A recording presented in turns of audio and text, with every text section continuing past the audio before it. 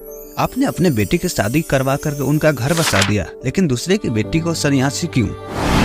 दरअसल यह सवाल है तमिलनाडु के कोयम्बटूर में कृषि विश्वविद्यालय में पढ़ाने वाले एक प्रोफेसर की, जिनका नाम है एस कामराज। उनके दो बेटी, एक 39 वर्षीय, दूसरे 42 वर्षीय है, जो कि ईसा फाउंडेशन में अपने मर्जी से रह रही है।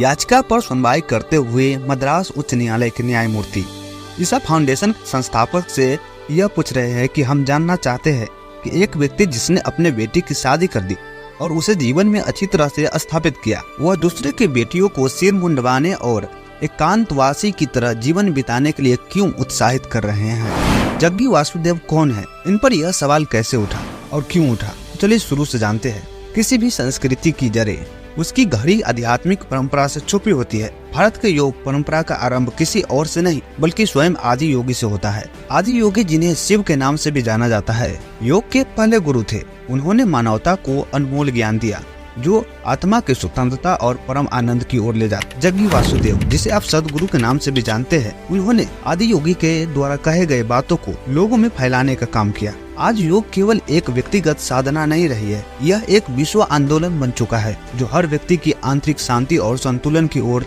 ले जाता है। जग्गी वासुदेव वह नाम है जो लाखों लोगों के जीवन को दिशा दे रहा है। कौन है सदगुरु और उनकी शिक्षाएं हमें जीवन को कैसे बदल सकती है? तो यह कहानी है एक साधारण बालक की, जिसने बचपन से ही प्रकृति से गहरा नाता जोड़ा।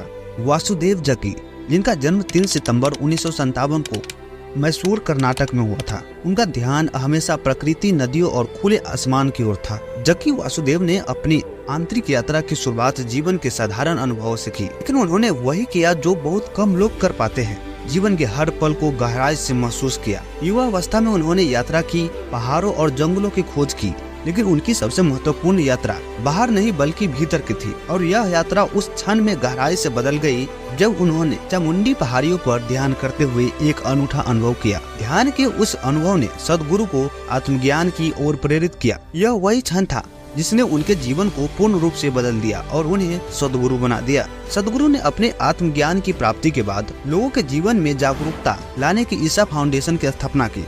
उनका उद्देश्य एक ऐसे दुनिया का निर्माण करना था जहां हर व्यक्ति अपने भीतर शांति और संतुलन प्राप्त कर सके। सदगुरु कहते हैं, मेरा कोई शिक्षा नहीं है, कोई सिद्धांत नहीं है, मैं सिर्फ उन लोगों को एक साधन देना चाहता हूं जिससे वे अपनी आंतरिक स्वतंत्रता पा सके। योग का यही उद्देश्य है। सदगुरु ने न केवल योग के माध्यम से लोगों को आत्मिक स्वतंत्रता की राह दिखाई, बल्कि पर्यावरण, जल संरक्षण और सामाजिक सुधारों के क्षेत्र में भी अभूतपूर्व योगदान किया। लेकिन आजकल सदगुरु द्वारा चलित ईसा फाउंडेशन पर एक आरोप भी लगाया जाता है कि वे युवाओं को सन्यासी बनाने के लिए प्रेरित करते हैं या उन्हें पारिवारिक जीवन से दूर करते हैं। यह एक संवेदनशील मुद्दा है और इस पर सदगुरु और ईसा फाउंडेशन ने कई बार स्पष्टीकरण दिया है। सदगुरु इस प्रकार के आरोपों को स्पष्ट रूप से खारिज किया है। उनका कहना है कि ईसा फाउंडेशन किसी को भी सन्यासी बनाने के लिए मजबूर नहीं करता। वे इस बात पर जोर देते हैं कि योग और ध्यान का अभ्यास जीवन को बेहतर बनाने के लिए किया जाना चाहिए, न कि पारिवारिक या सामाजिक जिम्मेदारियों से दूर भागने के लिए। ईसा फाउंडेशन के कार्यक्रमों में शामिल होने वाले लोगों का कहना है कि यह पूरी तरह से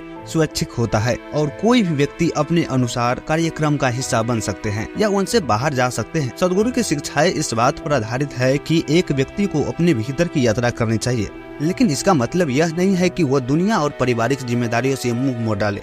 इस मुद्दे पर सदगुरु और ईसा फाउंडेशन का यह पक्ष है कि वे सिर्फ जागरूकता और आध्यात्मिक विकास के लिए मार्गदर्शन प्रदान करते हैं।